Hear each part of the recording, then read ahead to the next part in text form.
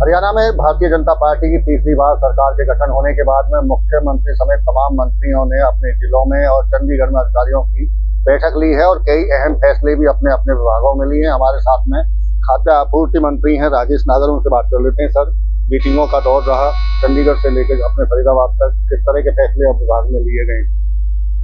तो हमारी जो बैठक हुई थी अभी, उसमें हमने 3-4 अहम फैसले लिए कि भाई एक तो जो टिक होल्डर है अपना समय के हिसाब से जो उनको टाइम निर्धारित किया गया है उनमें पूरा आप वो 5 से 8 शाम को और दिन में 8 से 12 वो अपनी दुकान खोले। और सीसीटीवी कैमरे के लिए हमने एक वो बनाया कि भाई सब पे सीसीटीवी कैमरे लगे, जिससे जो भी वहाँ पे उपभोक्ता राशन लेने आ रहा है या जो उसके अंगूठे के साइन अंगूठा लगा रहा है तो उसका एक रिकॉर्ड उसमें कैमरे में हो।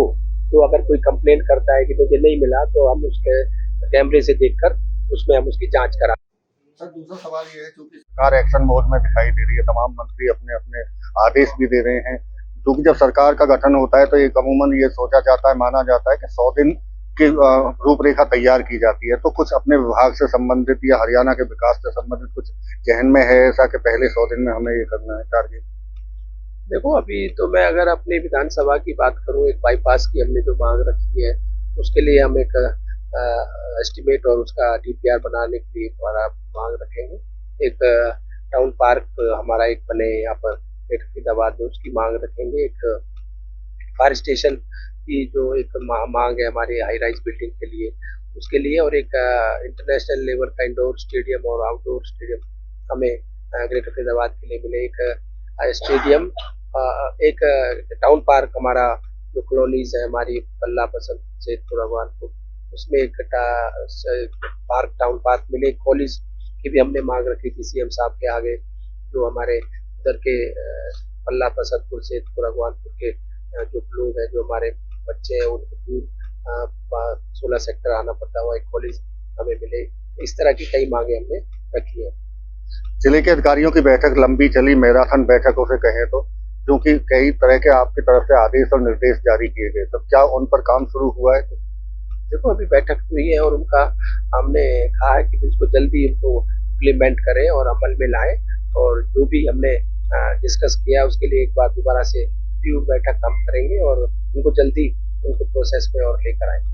विधानसभा सत्र भी शुरू होने जा रहा है 13 तारीख से, कैसे देख रहे हैं सत्र? देखो, ये हमारा जो सत्र चालू हो रहा है, इसमें जो भी हमारे मांगे हैं या जो हमारे एस्टिमेट है या जो हमने आगे के लिए मांग रखनी है विधानसभा की, उनको हम उसमें रखें।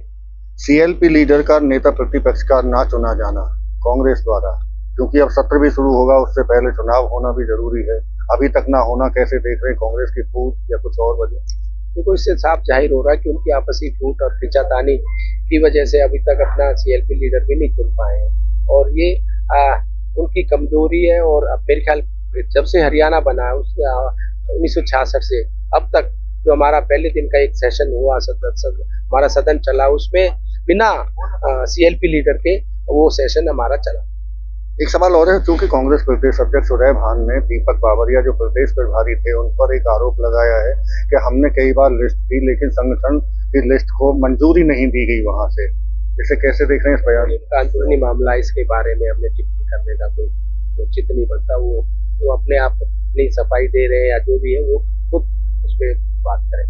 बिल्कुल, ये थे हमारे साथ में राजेश नागर, जो स्वतंत्र प्रभार खाद्य आपूर्ति मंत्री हैं, जो जिस तरह से टारगेट को लेकर उनकी तरफ से दिशा निर्देश दिए गए हैं, खासतौर से जो डिपो होल्डर हैं उनको दुकान खोलने के साथ साथ में सीसीटीवी लगाने के आदेश दिए गए हैं और जो बैठक में निर्देश दिए गए हैं उन पर भी अब काम शुरू करने के बाद रिव्यू बैठक की बात कर रहे हैं।